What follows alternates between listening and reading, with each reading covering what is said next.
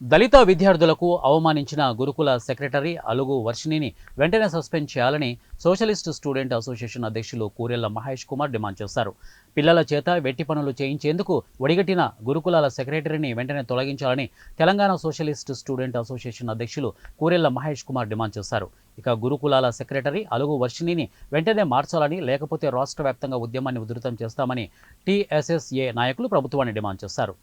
చదువు ఒక్కటే మాకు న్యాయం జరిగే విధంగా ఉంది కాబట్టి ఆ చదువుకోకుండా విద్యార్థులు హాస్టళ్లలో బాత్రూమ్లు అడిగే, టాయిలెట్లు అడిగే, రూములు ఉడ్చే విధంగా మీరు ప్రోత్సహిస్తున్నారు. వాళ్ళకు భయభ్రాంతులకు గురి చేస్తున్నారు.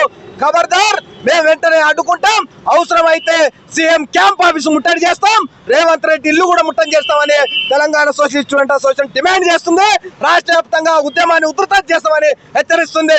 కాబట్టి వెంటనే ఏ మాత్రం చిత్తశుద్ధి ఉన్నా దానికి సంబంధిత శాఖాపరమైన ఆఫీసర్లు, అధికారులు వెంటనే అలుగు వర్షిణి మీద చట్టపరమైన చర్యలు తీసుకొని ఎస్సీ ఎస్టీ అట్రాసిటీ కేసు పెట్టాలి.